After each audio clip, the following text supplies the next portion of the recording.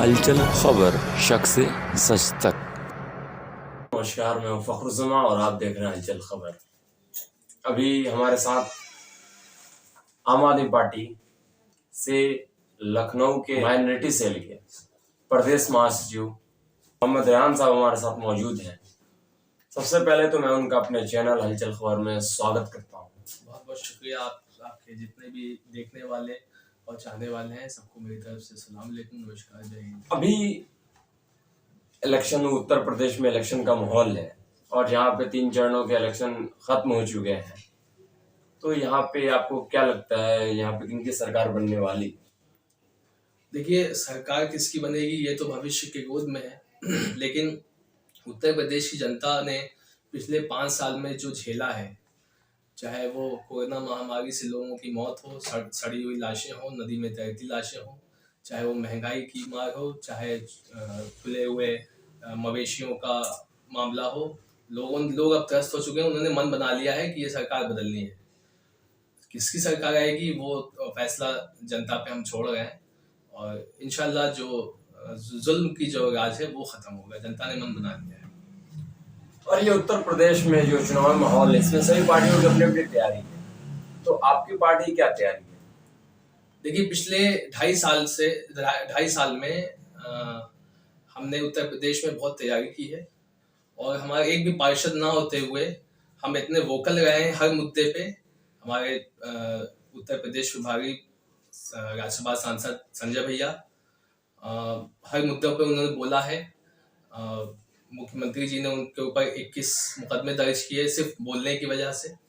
और कोई भी मसला हो, हुआ हो, सरकार की तरफ से कोई भी प्रॉब्लम आई हो, सबसे ज्यादा वोकल हम हुए हैं। एक मुख्य विपक्ष का जो काम होता है वो पिछले 2.5 साल में आम आदमी पार्टी ने निभाया है, जिसके पास एक पार्षद भी नहीं था।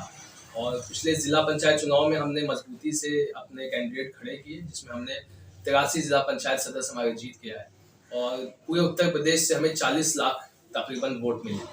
और हम लोगों ने जो ग्राउंड पे काम किया है, विधानसभा से लेके जिले से लेके और वार्ड लेवल तक जो अपने कार्यकर्ता बनाए हैं, उन्होंने जो काम किया है उसके दम पे हम विधानसभा चुनाव लड़ रहे हैं और बहुत मजबूती से लड़ रहे हैं। और कोविड की वजह से इलेक्शन कमीशन के जो प्रोटोकॉल में जो डोर टू डोर था, क्योंकि हम लोग मेहनती लोग हैं, आम आदमी हैं, तो डोर टू डोर हमारे लिए बहुत अच्छा साबित हुआ है। बाकी पार्टियां इसमें पीछे रह गई क्योंकि उनको हवाई दौरे की आदत थी। डोर टू डोर हमारे लिए बहुत अच्छा साबित हुआ। बहुत खुशी हुई कि आप लोगों ने पिछले इलेक्शन में 40 लाख वोट पाए थे। 40 लाख लोगों के समर्थन और 40 लाख लोगों का मोहब्बत पाया था। फिर आगे बढ़ते हैं कि अभी सभी पार्टियों के अपने अपने वादे हैं, बड़े बोल भी उन्हें कहा जा सकता है।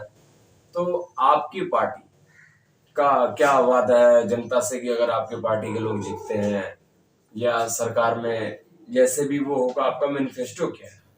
हमारी पार्टी का जो मेन मैनिफेस्टो है, जिसको हम लोग गारंटी बोलते हैं, केजरीवाल जी की गारंटी, उसमें सबसे पहली गारंटी ये है कि आप अपने मैनिफेस्टो गारंटी क्यों बोलते हैं? गारंटी बोलने की वजह ये है कि बाकी जितनी पार्टियां हैं वो चुनावी वादे करते हैं और जीतने के बाद भूल जाते हैं। हमने दिल्ली में जो वादे किए थे, ना सिर्फ उनको निभाया बल्कि जो वादे नहीं किए थे उनको भी निभाया, जिसमें महिलाओं की बस से यात्रा हमने फ्री की, जो हमारे मैनिफेस्टो में नहीं था। बिजली हमने 200 यूनिट तक माफ़ कर दी, जो हमारे मैनिफेस्टो में हाफ हमने वादा किया था कि बिजली का दाम हम हाफ करेंगे। इसलिए हमने वहाँ दिल्ली में चूंकि करके दिखाया है, इसलिए हम इसको गारंटी बोलते हैं। तो अभी यूपी इलेक्शन के लिए आपके जो चुनावी मैनिफेस्टो हैं वो क्या है? यूपी इलेक्शन के लिए हमने वादा किया है कि हम सबसे पहले 300 यूनिट बिजली फ्री देंगे जनता को, और उसमें कोई कैपिंग नहीं होगी कि अमीर या गरीब की, सभी जनता को 300 यूनिट बिजली फ्री मिलेगी। दूसरा हमारा चुनावी मैनिफेस्टो ये है कि हम गारंटी दे रहे हैं लोगों को कि हम हर महिला को, 18 साल से ऊपर की हर महिला को हम 1,000 रुपये महीना देने का काम करेंगे। तीसरा हमारा वादा ये है कि हम किसानों की बिजली फ्री कर देंगे। किसानों की जो भी खेती किसानी में यूज़ होने वाली बिजली है उसको हम फ्री करेंगे। हमारा एक वादा ये भी है कि किसानों के जो पुराने कर्जे हैं हम उसको माफ़ करेंगे। और गन्ना किसानों के लिए हमारा ये वादा है कि गन्ना देते ही अगले 24 घंटे के अंदर उनका पेमेंट कर दिया जाएगा, जो कि पिछली सरकारों में कभी 6 महीना, कभी साल भर, कभी 2-2 साल तक वो टलता है। हमारे गन्ना किसानों के हाल इतना बुरा है कि कई बार एप्लीकेशन लगानी पड़ती है कि भाई हमारे घर में फलाने को कैंसर है, तो उनके अपने गन्ने का पेमेंट होता है। ये हाल ही मुझे पश्चिम में कई किसानों ने बताया जब मैं वहाँ गया था। तो ये हमारे एक मैनिफेस्टो का गारंटी है। उसके अलावा हम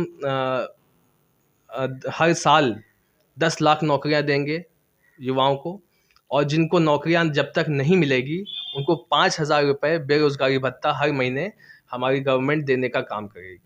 ये हमारे कुछ मैनिफेस्टो है, गारंटी है जो हम यूपी की जनता को दे रहे हैं।